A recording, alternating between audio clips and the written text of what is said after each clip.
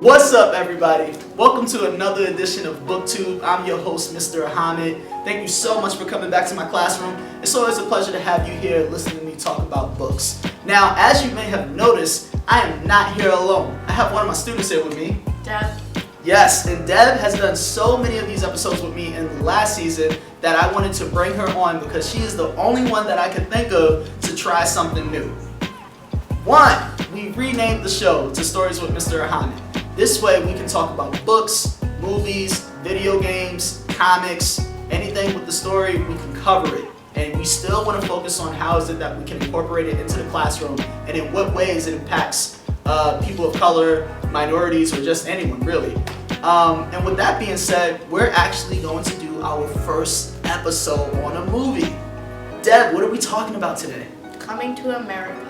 Which came out in 1988, and it was from the mastermind of Eddie Murphy. Now, I could talk about this all day, but I actually want to hear you go over the plot. What is Coming to America about? Coming to America is about a prince in a made-up country named Zamunda.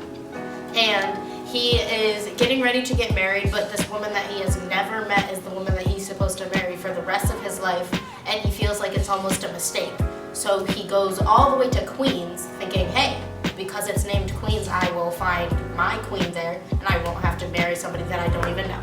So he goes to Queens and then he gets a little itty bitty job at a McDowell's instead of a McDonald's, and he meets the love of his life, and but they don't kind forget, of really hit it off, but she has no clue that he's a prince.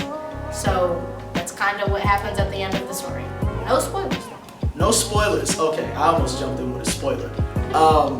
Yeah, no, that works out. That's fine. So as you can see, I'm in something that I don't normally wear. This is a dashiki that I actually got in South Africa, but I got it at a tourist spot in South Africa, and I've been told by many of my African students that it is not authentic in the least bit. But because it's Black History Month and because we're doing Coming to America, I really wanted to put something on that would just make me feel more connected to the continent of Africa, because that's a lot of what I took away from Coming to America. But before we talk about that, you know how we do things here. We need to compete. We gotta compete to see who gets to share their first impressions first. Deb, what are we gonna do? We're going to play Uno, but not normal Uno, the stacking version. That's the version I learned back in Brooklyn, New York at Science Skills Center High School, and everyone here gets on me about it. You know what? They just don't know nothing. This is how we play. I've never beat Deb, but we're gonna see how this goes.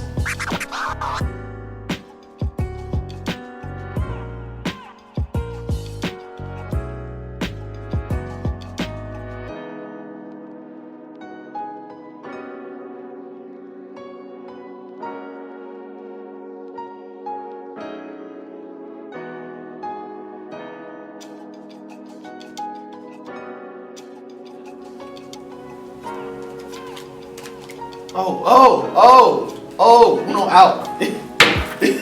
I won for once. I'm a maid. Deb, like I said, I'm not one for trash talk. But can you tell them what happened?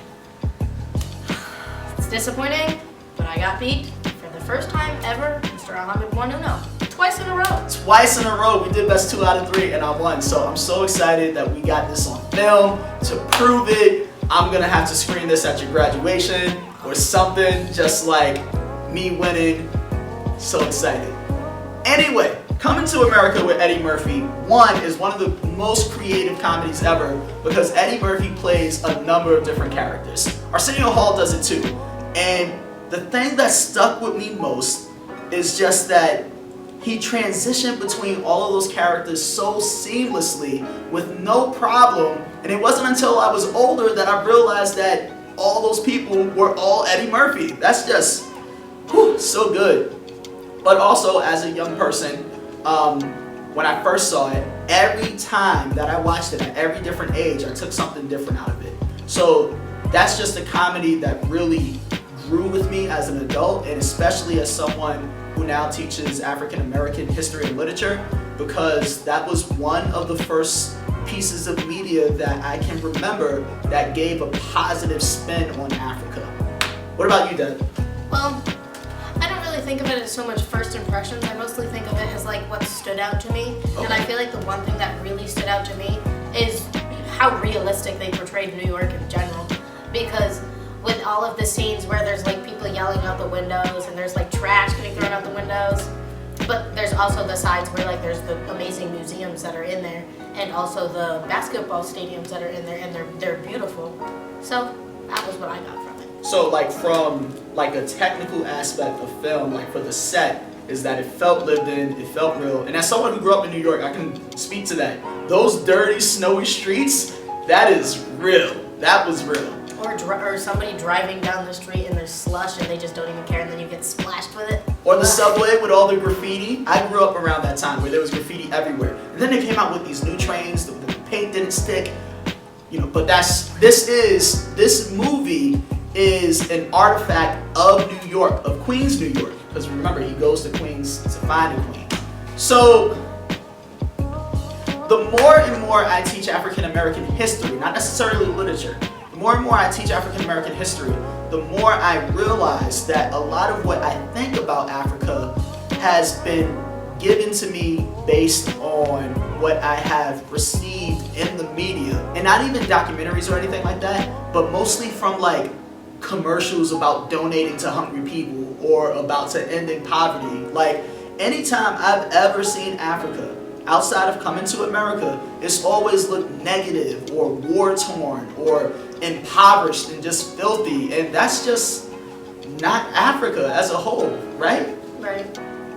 Well, in parts of it, yes, but like as a whole, no, because there's so many beautiful parts of Africa that aren't seen because of what's portrayed in the media, and most people just don't even talk about it unless like some of my classmates in Mr. Ahamad's class are from Africa, so they have parents that still like celebrate all of the cultures and some of the holidays, and they still eat all types of foods from Africa. So that kind of gives me an inside look into it that I wouldn't normally get from like school or watching TV or just seeing a commercial here and there. So for Coming to America, what's so interesting about what you said is that if people didn't see Coming to America and they've gotten the same perspective of Africa that I've gotten from the media, is that when they meet people from Africa, they would make bad jokes or they would say rude things, similar to the Soul Glow guy who's like, oh, so y'all don't wear any clothes, this must be a new experience for you. And the thing is that these are all hurtful stereotypes that we have internalized, mostly because we haven't been taught better. Because when you look at the school system and when you look at curriculum, is that it's mostly American and European. So this movie really meant a lot to me, and it means a lot to so many people, I would assume, because it shows us this part of Africa that is rich and wealthy and thriving. And you got Prince Akeem, who is good at kung fu, and he's well spoken and he's intelligent, and Simi is just funny, right? I don't know if I would want to be a servant at all, right? But he doesn't seem so much like a servant, more so just like a friend as well. Right, so then there are these things like that we can get from this movie and make different assumptions about how families work in Africa. Also, they had gold toothbrushes. That was, he opens his jacket, the gold toothbrushes and the minks and stuff. I loved it. Even though Coming to America came out in 1988, it is still one of the best comedies ever. Actually, it is arguably the best comedy film ever to be made. Deb, you agree with me, right? No, I would say it's debatable on that topic. Yo, why are you even here? What do you mean? I'd say top 5, but not number 1 for me. I'd say maybe 3.5. Dang. What? Okay, so what's your number 1 though? I don't know, but I want to say anything with Kevin Hart in it, to be completely honest. Oh, you know what? Like, that's fair. And you know what's so interesting? Between Richard Pryor, Eddie Murphy, and Kevin Hart, those are the top 3 comedians in terms of live performances. So they all share a lot. I do think, for as much as I love Kevin Hart, I think Eddie Murphy is a much more talented actor and writer. Yep. Just the characters, once again, the characters, the music. Just let your soul go. Right? Feel it all so silky smooth. I can't sing. That's not for me to do. Ouch. But yes, okay. Dang, all right, you have to go there. So Coming to America is #1 for me. And you know, I gotta get, after that comes some Will Ferrell movies with like Anchorman, Talladega Nights. Talladega Nights is in your top 5? Talladega Nights is hilarious. Hilarious. It's not that great. Oh my goodness. But you know what? If we're gonna include like action comedies, Black Dynamite also. That, whew, man, we should talk about that in an episode. Coming to America, regardless of how you slice it, maybe it's not in a top 1 spot, you know, because other things have come out and people have different tastes. But you cannot deny the impact that it has made on comedy movies in terms of set and story, characters and jokes. What can I do with you, boy? Can you make my hair look like this? Man, what you want to make your hair look like that for? I like the way you wear your hair. Wear it natural, that's good, man. You know, I wish more of the young children today would wear their hair natural like Dr. Martin Luther King did. That's right, you ain't never seen Dr. Martin Luther King with no mess of Jerry curl on his head, ain't that right? Amen. Dr. King ain't come walk around like that. You know, sweet, I met Dr. Martin Luther King once. And you lying, you ain't never met Dr. Martin Luther King. Yeah, I met Dr. Martin Luther King in 1962 in Memphis, Tennessee. I'm walking down the street, minding my own business, just walking on, feeling good. I walk around the corner, man woke up, hit me in my chest, right? I fall on the ground, right? And I look up, it's Dr. Martin Luther King. I said, Dr. King. He said, oops, I thought you were somebody else. Oh man, you lying, you ain't never met Martin Luther King. Knocked the wind out of me, yes he did. No, it didn't. Yes he did. No, he did not. These are all staples of comedic film. Like, these have become great jokes, and it's Eddie Murphy who put that stuff together while also showing us a great side of Africa. I don't know how you can argue with that. You've made a great argument. But you like Kevin Hart. Yep. Kevin Still Hart's like really Kevin good. Hart. He's really good. He's really good. So, Deb, clearly we talk about things that we like. So I just want to know, would you recommend this to anyone to watch and to really look at in terms of trying to get something out of it? Absolutely, based on comedy and based on history, because like you said, it doesn't like lie to you about the culture. It tells you everything that you really like want to know, and it gives you a whole lot more than that. But at the same time, it's hilarious. It is so good. Much of this idea that I came up with to really think and talk about this movie comes from a podcast that I listen to called The Nine. And they did this episode where they compared Coming to America and Black Panther, and they asked, are these movies good for the blacks? Meaning, the concepts that we get about Africa, are these good films to watch? Right now we're just talking about Coming to America. And Coming to America showed us kings and queens and princes and princesses and wealth and education all coming from Africa. And such a poise from an African man is one of the things that got to me the most. So when we look at things like character development and positive black models, like positive black role models on the screen, Eddie Murphy as Prince Akeem is brilliant because he says he wants to make his own choices. He says that he wants to put his wealth aside to live a life that's meaningful by making his own decisions. And that's something that we can all learn from. So you would share your bed and your fortune with a beautiful fool. That is the way it has always been with men of power. It is tradition. It is also tradition that times must and always do change, my friend.